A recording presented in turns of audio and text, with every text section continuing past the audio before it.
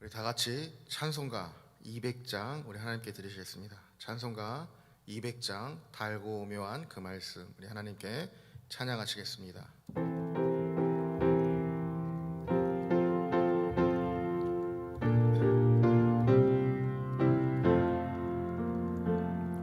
달고 오묘한 그 말씀 생명의 말씀은 귀한 그 말씀 진실로 생명의 말씀이 나의 길과 믿음 밝히 보여주니 아름답고 귀한 말씀 생명샘이로다. 아름답고 귀한 말씀 생명샘이로다. 귀한 주님의 말씀은 내 노래 되도다. 모든 사람을 살리는 생명의 말씀을 값도 없이 받아 생명길을 가니 아름답고 귀한 말씀 생명샘이로다. 아름답고 귀한 말씀 생명샘이로다. 널리 울리고 퍼지는 생명의 말씀은 마음의 용서와 평안을 골고루 주나니 다만 예수 말씀 듣고 복을 받네. 아름답고 귀한 말씀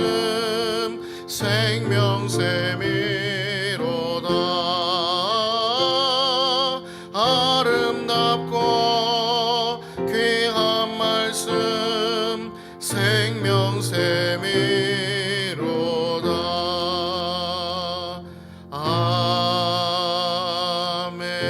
아멘.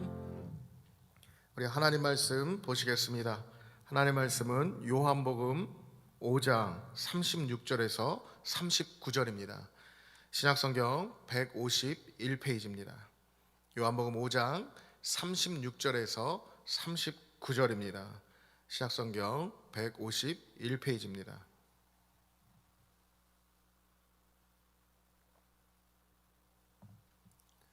우리 다 찾으셨으면 한 목소리로 합독하시겠습니다.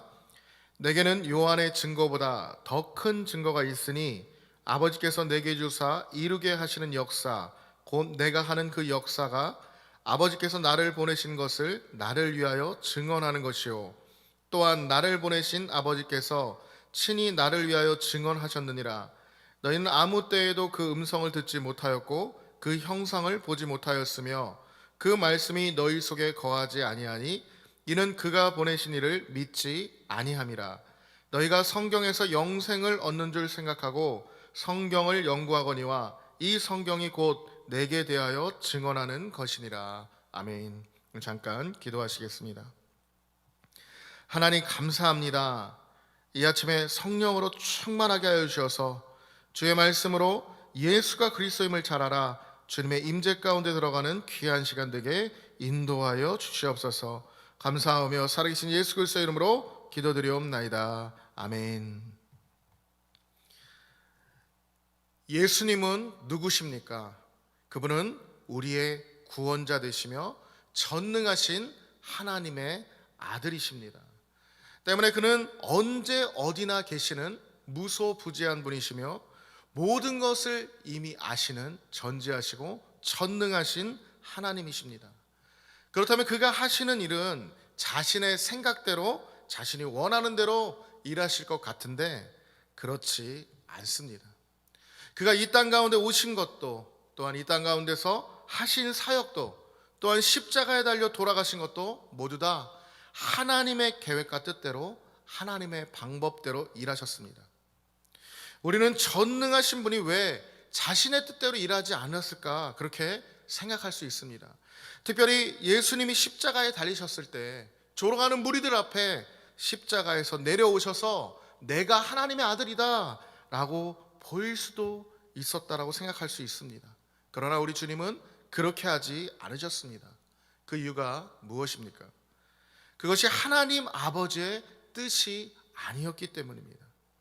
우리는 이것을 통해서 무엇을 알게 됩니까? 예수님이 십자가에 달려 돌아가신 것이 오히려 그분의 능력이다라는 것을 알게 됩니다. 예수님이 하나님의 뜻대로 그분의 말씀대로 사신 것이 진짜 능력이고 전능하신 것입니다. 왜냐하면 그 어떤 누구도 말씀대로 살 자는 없습니다. 행동하고 말할 수 있을지 모르지만 말한 그대로 그의 삶을 사는 것은 전능하신 하나님 외에는 그렇게 할 자가 없습니다.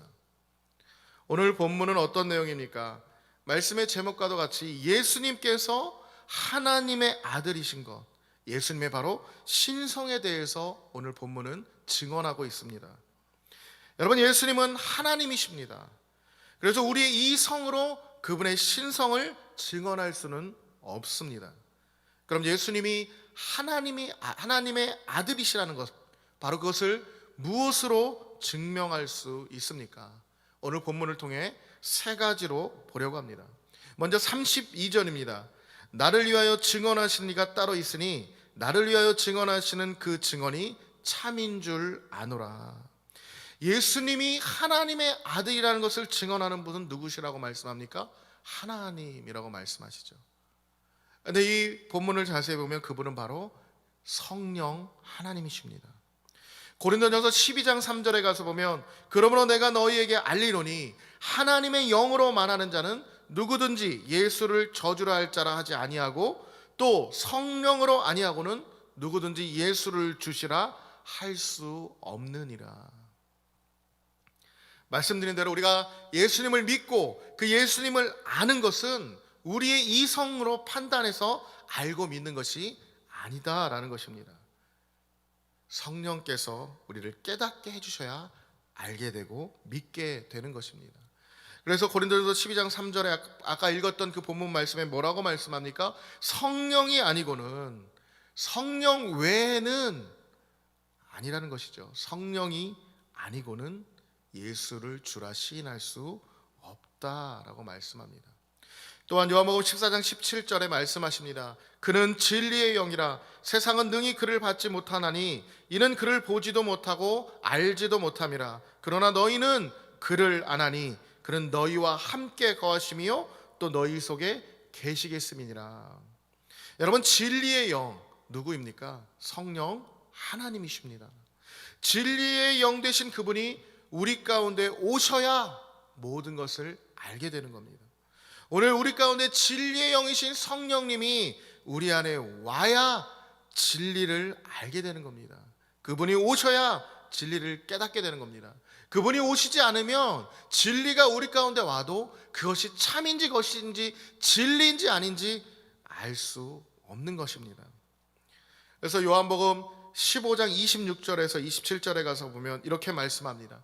내가 아버지께로부터 너에게 보낼 보혜사 곧 아버지께로부터 나오시는 진리의 성령이 오실 때에 그가 나를 증언할 것이요 너희도 처음부터 나와 함께 있었으므로 증언하느니라. 여러분, 예수님 만나고 싶습니까? 그분을 더 깊이 알아가길 원하십니까? 그렇다면 우리가 성령을 다 받아야 합니다. 그리고 그 받은 성령으로 충만해야 합니다. 분명히 성령님이 우리 가운데 오실 때에 그분을 통해서 우리가 예수를 증언할 수 있다라고 말씀하고 있습니다. 여러분, 우리가 성령으로 충만하게 될 때 우리 가운데 진리 되신 예수를 알게 되고 믿게 되고 그 예수를 증거할 수 있는 것입니다. 그러므로 오늘 이 새벽에 주의 성령으로 충만하여서 말씀과 기도를 통해 하나님을 깊이 만나시기를 주님의 이름으로 간절히 축복합니다. 두 번째로는요, 예수님이 하나님의 아들인 것을 무엇으로 증언합니까? 36절입니다. 내게는 요한의 증거보다 더 큰 증거가 있으니 아버지께서 내게 주사 이루게 하시는 역사, 곧 내가 하는 그 역사가 아버지께서 나를 보내신 것을 나를 위하여 증언하는 것이요. 무슨 말입니까? 예수님의 사역을 통해 하나님 아버지께서 주신 그 능력의 역사를 통해 증언한다라는 것입니다. 36절 말씀에 세례 요한의 증거에 대해서 말씀합니다. 여러분, 그 증거가 얼마나 대단합니까? 여러분, 성경에서 세례 요한을 어떻게 표현합니까? 여자가 난 자 중에 이보다 큰 자가 없다라고 말씀합니다. 많은 사람들이 그에게 세례를 받습니다. 그리고 그의 제자가 됩니다. 그의 삶을 보면 어떻습니까? 광야에서 메뚜기와 석청이를 먹고 늘 말씀 연구에만 전념하던 당시 최고의 선지자였습니다. 그런데 그럼에도 불구하고 그는 자신을 어떻게 소개합니까? 나는 광야에 외치는 자의 소리다. 광야에서 외치는 자도 아니고 외치는 자의 소리다 라고 말씀합니다. 그리고 그는 주님의 신들매를 감당할 수 없다라고 말씀합니다. 또한 그분이 오실 길을 예비하는 자다. 그저 나는 안내자일 뿐이다. 한마디로 나는 아무것도 아니다라는 것입니다. 무엇을 말합니까? 그렇게 당시에 존경받던 이 세례 요한의 증거, 사람이죠. 세례 요한은 이 사람의 증거로는 예수님이 하나님의 아들이라고 확증할 수는 없는 것입니다. 그래서 오늘 본문 36절에 예수님 말씀하시죠. 요한의 증거보다 더 큰 증거다라고 말씀합니다. 그리고 그 증거가 바로 하나님 아버지께서 나에게 주셔서 이루게 하신 그 역사, 주님의 놀라운 사역에 대해서 말씀하고 있는 것입니다. 여러분, 그 역사가 무엇입니까? 그 역사는 예수님께서 이 땅 가운데서 하신 모든 사역들입니다. 우리가 계속해서 보고 있던 38년 된 병자를 일으킨 것, 눈먼 자를 뜨게 한 것, 문둥병자를 고치신 것, 수많은 귀신이 떠나간 것, 그리고 다음 장에도 나오겠지만 오병이어의 기적을 일으키신 분, 죽은 나사로를 살리신 분, 그 모든 수많은 이적들과 사역들의 그 표적을 말하는 것입니다. 이러한 역사들은요, 도저히 하나님의 아들이 아니면, 한마디로 신이 아니면 사람으로서는 할 수 없는 일들입니다.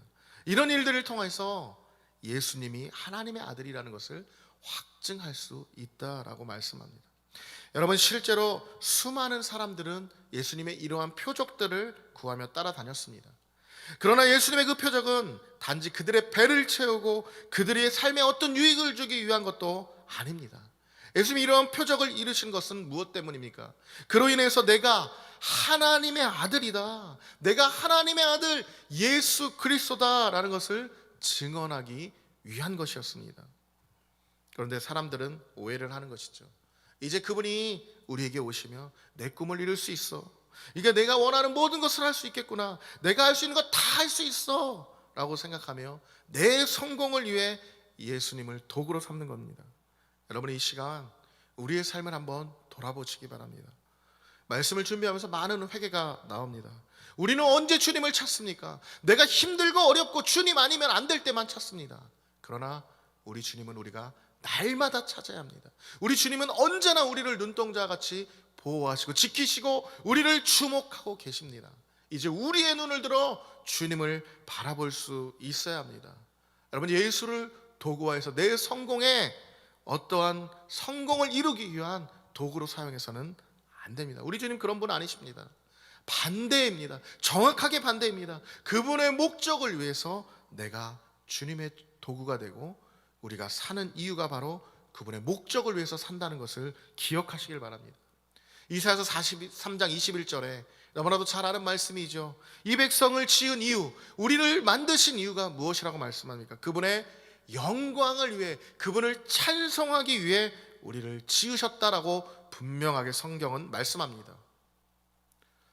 웨스트민스터 소요리 문답의 제1이 무엇입니까? 인간이 지은 목적에 대해서 나옵니다. 인간을 지은 목적이 무엇입니까? 우리는 하나님의 영광을 위해서 사는 자라는 것입니다.